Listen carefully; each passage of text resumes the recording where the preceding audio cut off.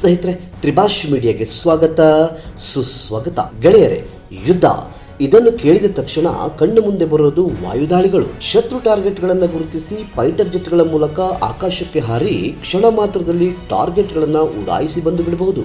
ಆದ್ರೆ ಇವತ್ತಿನ ರಡಾರ್ಗಳು ಫೈಟರ್ ಜೆಟ್ಗಳನ್ನು ಗುರುತಿಸಿ ಏರ್ ಡಿಫೆನ್ಸ್ ಸಿಸ್ಟಮ್ಗಳ ಮೂಲಕ ಹೊಡೆದು ಹಾಕುವ ಚಾನ್ಸ್ ಇರುತ್ತೆ. ಹೀಗಾಗಿ 5ನೇ ತಲೆಮಾರಿನ ಸ್ಟೆಲ್ತ್ ಫೈಟರ್ ಜೆಟ್ಗಳನ್ನು ಹೊಂದಿದ್ರೆ ಯಾವುದೇ ಏರ್ ಡಿಫೆನ್ಸ್ ಸಿಸ್ಟಮ್ಗೂ ಸಿಗದೆ ಶತ್ರುಗಳ ವಾಯುಗಡಿಯನ್ನು ದಾಟಿ ಟಾರ್ಗೆಟ್ಗಳನ್ನು ಉಡಾಯಿಸಬಹುದು. ಸ್ಟೆಲ್ತ್ ಫೈಟರ್ ಜೆಟ್ಗಳನ್ನು ಹೊಂದಿರುವ ಸಾಲಿನಲ್ಲಿ ಅಮೆರಿಕ ಅಗ್ರಪಂಕ್ತಿಯಲ್ಲಿದ್ರೆ ರಷ್ಯಾ ಮತ್ತು ಪರಮ ಶತ್ರು ಚೀನಾ ಕೂಡ ಸ್ಥಾನವನ್ನು ಪಡೆದುಕೊಂಡಿದೆ. ರಷ್ಯಾ ಭಾರತಕ್ಕೆ Su-57 ಫೈಟರ್ ಜೆಟ್ಗಳನ್ನು ಮತ್ತು ಅದರ ತಂತ್ರಜ್ಞಾನವನ್ನು ಕೊಡೋದಾಗಿ ಹೇಳಿದ್ರು, ಭಾರತದ ವಾಯುಪಡೆ ಮತ್ತೊಮ್ಮೆ 114 ರಫೇಲ್ ಫೈಟರ್ ಜೆಟ್ಗಳನ್ನೇ ಆಯ್ಕೆ ಮಾಡಿಕೊಂಡಿದೆ. 5ನೇ ತಲೆಮಾರಿನ ಫೈಟರ್ ಜೆಟ್ನ ಅಗತ್ಯ ಇದ್ರೂ ಭಾರತ ಯಾಕೆ Su-57 ಡೀಲ್ ಮಾಡಿಕೊಂಡಿಲ್ಲ ಮತ್ತು ನಮ್ಮ ಶತ್ರು ರಾಷ್ಟ್ರ ಪಾಕಿಸ್ತಾನಕ್ಕೆ 5ನೇ ತಲೆಮಾರಿನ ಫೈಟರ್ ಜೆಟ್ ಸಿಗುವ ಅವಕಾಶಗಳಿದೆಯಾ ಅನ್ನೋ ವಿಚಾರವನ್ನ ನಾವಿಲ್ಲಿ ನೋಡೋಣ.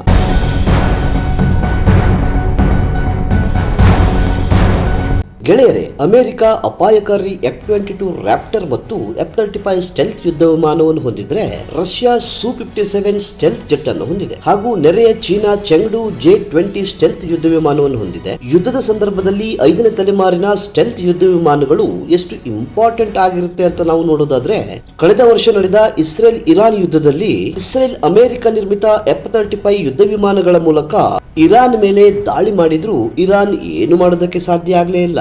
ಮತ್ತು ಈ ಯುದ್ಧಕ್ಕೆ ಮಧ್ಯಪ್ರವೇಶ ಮಾಡಿದ ಅಮೆರಿಕ ಇರಾನ್ ಅಣು ಕೇಂದ್ರಗಳ ಮೇಲೆ F-35 ಮತ್ತು F-22 ರ್ಯಾಪ್ಟರ್ಗಳ ಜೊತೆಗೆ B-2 ಬಾಂಬರ್ಗಳ ಮೂಲಕ ಬಾಂಬಿನ ಸುರಿಮಳೆ ಸುರಿಸಿದ್ರು ಇರಾನ್ ಏನು ಮಾಡೋದಕ್ಕೂ ಸಾಧ್ಯ ಆಗಲೇ ಇಲ್ಲ. ಹಾಗಾದ್ರೆ ಇರಾನ್ ಬಳಿ ರಡಾರ್ ಮತ್ತು ಏರ್ ಡಿಫೆನ್ಸ್ ಸಿಸ್ಟಮ್ಗಳು ಇರಲಿಲ್ವಾ? ಖಂಡಿತ ಇತ್ತು. ಆದ್ರೆ ಇಲ್ಲಿ F-35 ಮತ್ತು F-22 ರ್ಯಾಪ್ಟರ್ಗಳಂತಹ 5ನೇ ತಲೆಮಾರಿನ ಯುದ್ಧ ವಿಮಾನಗಳು ಅತ್ಯಂತ ಕಡಿಮೆ ರಡಾರ್ ಕ್ರಾಸ್ ಸೆಕ್ಷನ್ ಅನ್ನು ಹೊಂದಿರುತ್ತೆ. ಅಂದ್ರೆ ಯಾವುದೇ ಸಾಮಾನ್ಯ ರಡಾರ್ ವ್ಯವಸ್ಥೆಗಳಿಗೆ ಇದನ್ನು ಗುರುತು ಮಾಡೋದಕ್ಕೆ ಸಾಧ್ಯ ಆಗುವುದಿಲ್ಲ. ಹೀಗಾಗಿ ಜಗತ್ತಿನ ಬಲಿಷ್ಠ ದೇಶಗಳು ತನ್ನ ವಾಯುಗಡಿಗಳ ರಕ್ಷಣೆಗಾಗಿ ಸ್ಟೆಲ್ತ್ ವಿಮಾನಗಳ ಕಡೆಗೆ ಸಾಗ್ತಾ ಇದೆ. ಈ ವಿಚಾರದಲ್ಲಿ ನಮ್ಮ ದೇಶ ಕೂಡ ಹಿಂದೆ ಬಿದ್ದಿಲ್ಲ. ತನ್ನದೇ ಸ್ವದೇಶಿ ಆಮ್ಕಾ ಪ್ರಾಜೆಕ್ಟ್ ನ ಮೂಲಕ 5ನೇ ತಲೆಮಾರಿನ ಯುದ್ಧ ವಿಮಾನವನ್ನು ಹೊಂದುವ ತಯಾರಿಯಲ್ಲಿದೆ. ಮತ್ತು ರಷ್ಯಾದ Su-57 ನ ಆಫರ್ ಕೂಡ ನಮ್ಮ ಬಳಿ ಇದೆ.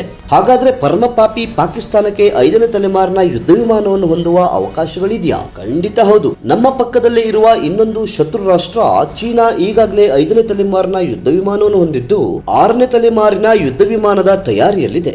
ಹೇಗಾದ್ರೂ ಭಾರತಕ್ಕೆ ಡ್ಯಾಮೇಜ್ ಮಾಡಬೇಕು ಅಂತ ಕಾಯ್ತಾ ಇರುವ ಚೀನಾ ತನ್ನ J-20 ಯುದ್ಧ ವಿಮಾನಗಳ ಖರೀದಿಗೆ ಸಾಲಾನು ಕೊಟ್ಟು ವಿಮಾನವನ್ನು ಕೊಡುವ ಚಾನ್ಸ್ ಕಾಣ್ತಾ ಇದೆ. ಇದರಿಂದ ಭಾರತವನ್ನು 2 ಕಡೆಗಳಿಂದ ಸ್ಟೆಲ್ತ್ ಯುದ್ಧ ವಿಮಾನಗಳ ಮೂಲಕ ಸುತ್ತುವರಿಯಬಹುದು ಅನ್ನುವ ಚೀನಾದ ಹಗಲು ಕನಸು ಈಡೇರಿದಂತಾಗುತ್ತೆ. ಗೆಳೆಯರೇ, ಇತ್ತೀಚಿನ ವರದಿಯ ಪ್ರಕಾರ ಚೀನಾ ಫಾಸ್ಟ್ ಟ್ರ್ಯಾಕ್ ಮೂಲಕ ಪಾಕಿಸ್ತಾನಕ್ಕೆ ತನ್ನ 5ನೇ ತಲೆಮಾರಿನ ಯುದ್ಧ ವಿಮಾನವನ್ನು ಕೊಡೋದಕ್ಕೆ ತಯಾರಿಯನ್ನು ನಡೆಸ್ತಾ ಇದೆ. ಇದರಿಂದ ಭಾರತವನ್ನು 2 ಕಡೆಗಳಿಂದ ಸ್ಟೆಲ್ತ್ ವಿಮಾನದ ಮೂಲಕ ಸುತ್ತುವರಿಯುವ ಪ್ಲಾನ್ ನಡೀತಾ ಇದೆ. ಇವರ ಸ್ಟೆಲ್ತ್ ವಿಮಾನಗಳಿಗೆ ಟಕ್ಕರ್ ಕೊಡೋದಕ್ಕೆ ನಮ್ಮದೇ ಆದ ಆಮ್ಕಾ ಫೈಟರ್ ಗಳ ತಯಾರಿ ಮಾಡಲಾಗ್ತಾ ಇದೆ. ಆದ್ರೆ ಇದು ನಮ್ಮ ವಾಯುಸೇನೆಗೆ ಸಿಗೋದಕ್ಕೆ 2035ರವರೆಗೆ ಆಗಬಹುದು ಅನ್ನುವ ಅಂದಾಜು ಮಾಡಲಾಗ್ತಾ ಇದೆ. ಹೀಗಿರುವಾಗ ಈ ಮಧ್ಯದ 9 ರಿಂದ 10 ವರ್ಷಗಳ ದೊಡ್ಡ ಗ್ಯಾಪ್ ನಲ್ಲಿ ಭಾರತದಂತ ದೇಶ 5ನೇ ತಲೆಮಾರಿನ ಯುದ್ಧ ವಿಮಾನವನ್ನು ಹೊಂದದೇ ಇದ್ರೆ ಹೇಗೆ? ಸ್ಟೆಲ್ತ್ ಯುದ್ಧ ವಿಮಾನಗಳ ತಾಕತ್ತು ಏನು ಅನ್ನೋದು ಇತ್ತೀಚಿನ ಯುದ್ಧಗಳಲ್ಲಿ ಜಗತ್ತಿಗೆ ಈಗಾಗಲೇ ಗೊತ್ತಾಗಿದೆ. ಇರಾನ್ ರಷ್ಯಾದ ಅತ್ಯಾಧುನಿಕ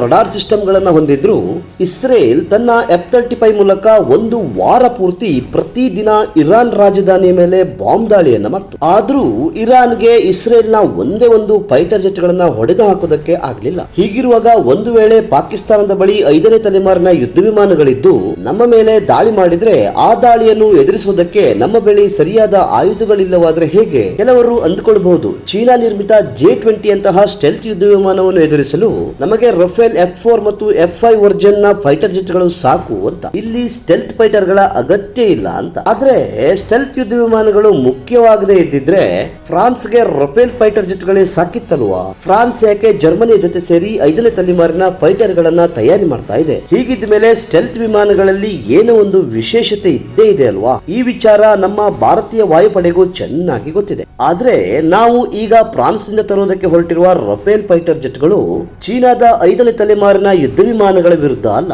ನಮ್ಮ ವಾಯುಪಡೆಯಲ್ಲಿ ನಿವೃತ್ತಿಯ ಹಂತಕ್ಕೆ ಬರ್ತಾ ಇರುವ ಮಿಗ್ ಮತ್ತು ಮಿರಾಜ್ 2000 ಯುದ್ಧ ವಿಮಾನಗಳ ಬದಲಿಗೆ ತರಲಾಗ್ತಾ ಇದೆ.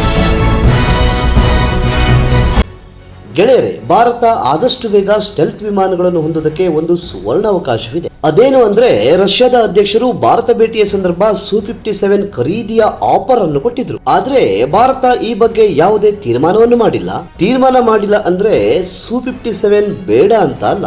ಇಲ್ಲಿ ರಷ್ಯಾ Su-57 ಬೆಲೆಯ ಬಗ್ಗೆ ಯಾವುದೇ ಅಧಿಕೃತ ದರಪಟ್ಟಿಯನ್ನು ನೀಡಿಲ್ಲ. ಆದ್ರೆ ಕೆಲ ತಿಂಗಳ ಹಿಂದೆ ರಷ್ಯಾದ ಒಂದು ಸ್ಪೆಷಲ್ ಟೀಮ್ ನಮ್ಮ ನಾಸಿಕ್ ನಲ್ಲಿರುವ HAL ಫ್ಯಾಕ್ಟರಿಗೆ ಬಂದು ಪರಿಶೀಲನೆ ನಡೆಸಿತ್ತು. ಇಲ್ಲಿ ಭಾರತದಲ್ಲಿ Su-57 ಯುದ್ಧ ವಿಮಾನವನ್ನು ತಯಾರಿ ಮಾಡಬೇಕು ಅಂದ್ರೆ HAL ಫ್ಯಾಕ್ಟರಿಯಲ್ಲಿ ಆಗಬೇಕಾದ ಬದಲಾವಣೆಗಳು ಮತ್ತು ಒಂದು ಯುದ್ಧ ವಿಮಾನ ತಯಾರಿ ಮಾಡಲು ತಗುಲುವ ಖರ್ಚು ವೆಚ್ಚದ ಬಗ್ಗೆ ಪರಿಶೀಲನೆ ನಡೆಸಿತ್ತು. ಮತ್ತು ಸದ್ಯದಲ್ಲೇ ಈ ವರದಿ HAL ಕೈ ಸೇರಲಿದ್ದು HAL ಸರ್ಕಾರದ ಮುಂದೆ ಈ ವರದಿಯನ್ನು ತರಲಿದೆ ಅಂತ ಹೇಳಲಾಗ್ತಾ ಇದೆ. ಈ ಬೆಳವಣಿಗೆಯನ್ನು ನೋಡಿದ್ರೆ ಭಾರತ 114 ರಫೇಲ್ ಫೈಟರ್ ಜೆಟ್ ಗಳಷ್ಟೇ ಅಲ್ಲದೆ 50 ರಿಂದ 60 Su-57 ಸ್ಟೆಲ್ತ್ ಫೈಟರ್ ಜೆಟ್ ಗಳನ್ನು ಖರೀದಿ ಮಾಡಬಹುದು ಅಂತ ಹೇಳಲಾಗ್ತಾ ಇದೆ. ಈ ಖರೀದಿ ಒಪ್ಪಂದ ಆದ್ರೆ ಭಾರತ ನೇರವಾಗಿ ರಷ್ಯಾದಿಂದ Su-57 ಖರೀದಿ ಮಾಡೋದಿಲ್ಲ. ನಮ್ಮ HAL ಗೆ ಸಂಪೂರ್ಣ ಟೆಕ್ನಾಲಜಿ ಟ್ರಾನ್ಸ್ಫರ್ ಮಾಡಿಕೊಳ್ಳುವುದರ ಜೊತೆಗೆ ಮೇಕ್ ಇನ್ ಇಂಡಿಯಾದ ಅಡಿಯಲ್ಲಿ ಭಾರತದಲ್ಲಿಯೇ ತಯಾರಿ ಮಾಡಲಾಗುತ್ತೆ. ಆದ್ರೆ ಇಲ್ಲಿ Su-57 ತನ್ನ ಹಳೆಯ ಭಾರೀ ಗಾತ್ರದ ಎಂಜಿನ್ ನಿಂದ ಸಂಪೂರ್ಣ ಸ್ಟೆಲ್ತ್ ಅಲ್ಲ ಅಂತ ಹೇಳಲಾಗ್ತಾ ಇದೆ. ಇದಕ್ಕಾಗಿನೇ ರಷ್ಯಾ ಹೊಸ ಮತ್ತು ಅತ್ಯಂತ ಶಕ್ತಿಶಾಲಿ EL-51 ಎಂಜಿನ್ ಅನ್ನು ತಯಾರಿ ಮಾಡ್ತಾ ಇದೆ ಮತ್ತು ಇದರ ಟೆಸ್ಟಿಂಗ್ ಕೂಡ ಇದೇ ವರ್ಷದಲ್ಲಿ ಮುಗಿಯಲಿದೆ.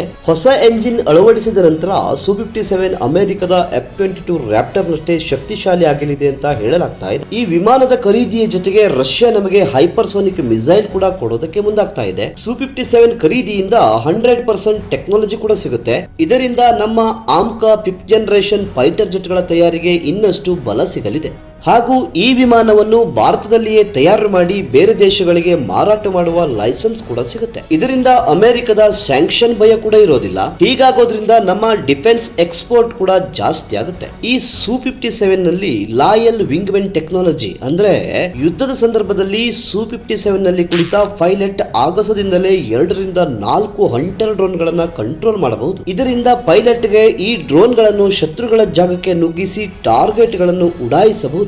ಈ ಟೆಕ್ನಾಲಜಿ ನಮಗೆ ಸಿಗೋದ್ರಿಂದ ಈ ಟೆಕ್ನಾಲಜಿಯನ್ನು ನಮ್ಮ ಆಮ್ಕಾ ಫೈಟರ್ ಜೆಟ್ ಗಳಿಗೆ ಅಳವಡಿಸುವುದಕ್ಕೆ ಸಹಾಯ ಆಗಲಿದೆ. ನಮ್ಮ ಪೈಲಟ್ ಗಳು Su-30 ವಿಮಾನಗಳನ್ನು ಬಳಕೆ ಮಾಡಿರೋದ್ರಿಂದ ವಾಯುಸೇನೆ Su-57 ಖರೀದಿ ಮಾಡಿದ್ರೆ ನಮ್ಮ ಪೈಲಟ್ ಗಳು ಆದಷ್ಟು ಬೇಗ ಈ ವಿಮಾನಗಳಿಗೆ ಹೊಂದಿಕೊಳ್ಳಲು ಸಹಾಯ ಆಗುತ್ತೆ. ಏನೇ ಆದ್ರೂ ಪ್ರಪಂಚದಲ್ಲಿನ ಆರ್ಥಿಕತೆಯಲ್ಲಿ ಅತ್ಯಂತ ವೇಗವಾಗಿ ಬೆಳೆಯುತ್ತಿರುವ ಭಾರತ ಮತ್ತು 4ನೇ ಅತಿ ಬಲಿಷ್ಠ ಸೇನೆಯನ್ನು ಹೊಂದಿರುವ ಭಾರತ ಇನ್ನು 5ನೇ ತಲೆಮಾರಿನ ಯುದ್ಧ ವಿಮಾನವನ್ನು ಹೊಂದದೇ ಇರುವುದು ಬೇಸರದ ಸಂಗತಿ. ಈಗಿನ ಪ್ರಪಂಚದ ವಿದ್ಯಮಾನಗಳು ಮತ್ತು ಯುದ್ಧದ ಪರಿಸ್ಥಿತಿಗಳನ್ನು ನೋಡಿದ್ರೆ ಭಾರತ ಆದಷ್ಟು ಬೇಗ 5ನೇ ತಲೆಮಾರಿನ ಯುದ್ಧ ವಿಮಾನವನ್ನು ಹೊಂದುವ ಅವಶ್ಯಕತೆ ಇದೆ. ಈ ಬಗ್ಗೆ ನೀವೇನಂತೀರಿ ಅನ್ನೋದನ್ನ ಕಮೆಂಟ್ ಬಾಕ್ಸ್ ನಲ್ಲಿ ತಿಳಿಸಿ. ಇದು ಗೆಳೆಯರೇ ಈ ಹೊತ್ತಿನ ವಿಶೇಷ. ಇನ್ನಷ್ಟು ವಿಶೇಷಗಳ ಜೊತೆ ಮುಂದಿನ ಸಂಚಿಕೆಯಲ್ಲಿ ಮತ್ತೆ ಭೇಟಿ ಆಗ್ತೀನಿ. ಅಲ್ಲಿವರೆಗೂ ಜೈ ಹಿಂದ್, ಜೈ ಕರ್ನಾಟಕ.